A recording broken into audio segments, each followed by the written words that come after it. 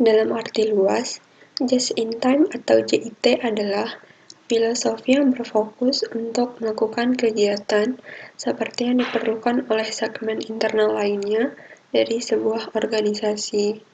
Empat aspek dasar dari JIT adalah: yang pertama, semua kegiatan yang tidak menambah nilai produk atau layanan dihilangkan. Ini meliputi kegiatan atau sumber daya yang menjadi target untuk pengurangan atau penghapusan. Misalnya, persediaan diadakan di gudang dan barang dalam proses yang harus ditangani dan ditumpuk beberapa kali sebelumnya menjadi barang jadi. Yang kedua, ada komitmen pada tingkat kualitas yang tinggi, sehingga produk rusak dan produk cacat sedapat mungkin nol atau tidak ada, dan tidak memerlukan waktu dan biaya untuk pengerjaan kembali produk cacat, serta kepuasan pembeli dapat meningkat. Yang ketiga, perbaikan berkelanjutan dalam efisiensi kegiatan yang diupayakan. Dan yang keempat, menekankan pada penyederhanaan aktivitas dan meningkatkan pemahaman terhadap aktivitas yang bernilai tambah. JIT ini juga mengacu pada metode manajemen operasi di bidang fungsional seperti pembelian, produksi, distribusi, retail, dan bahkan di bagian administrasi seperti gaji dan hutang. Produksi JIT adalah sistem di mana setiap komponen pada lini produksi diproduksi sesuai dengan kebutuhan, dan langkah berikutnya dalam jalur produksi. Pembelian JIT dapat diadopsi oleh pengecer, wholesalers, distributor, dan perusahaan manufaktur. JIT produksi dapat diadopsi hanya oleh perusahaan manufaktur. Untuk selanjutnya kita dapat melihat cara-cara JIT digunakan, yaitu pada exhibit nomor 1 yang terdapat pada slide berikutnya. Di sini ada filosofi dan set of operating methods, yang mana JIT adalah filosofi yang berfokus pada pengurangan biaya melalui eliminasi persediaan.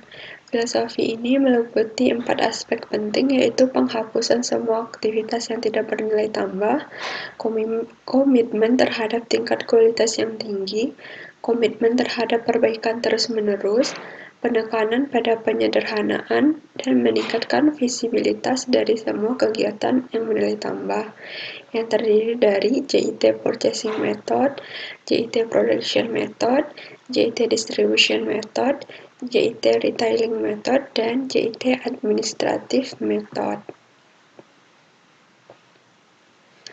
Dalam lingkungan JIT, fokusnya adalah pada pengurangan biaya total untuk organisasi secara keseluruhan, bukan pada biaya individu atau biaya departemen.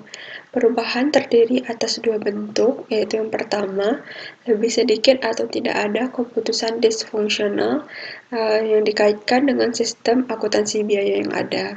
Dan yang kedua, menguntungkan perbandingan variabel akuntansi terhadap variabel non-akuntansi dalam kontrol biaya.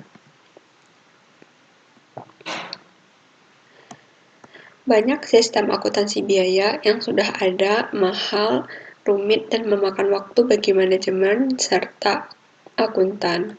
Unsur kunci dari JIT ini adalah bahwa JIT ini menyederhanakan semua kegiatan termasuk sistem biaya dan wilayah operasional seperti pembelian dan produksi. Maka dapat kita tarik kesimpulan, yaitu JIT ini menekankan pada meminimalkan tingkat persediaan dan memperbaiki proses produksi yang terintegrasi dibandingkan memfokuskan adanya bahan baku atau operasi individual. Yang kedua, tujuan fundamental JIT adalah untuk memproduksi dan mengantarkan apa yang diperlukan di semua tahap proses yang diproduksi. tepat waktu untuk dipabrikasi, dirakit, dan dikirimkan kepada pelanggan, serta sistem JIT yang matang memerlukan perubahan dalam ayat jurnal akuntansi rutin untuk akumulasi biayanya.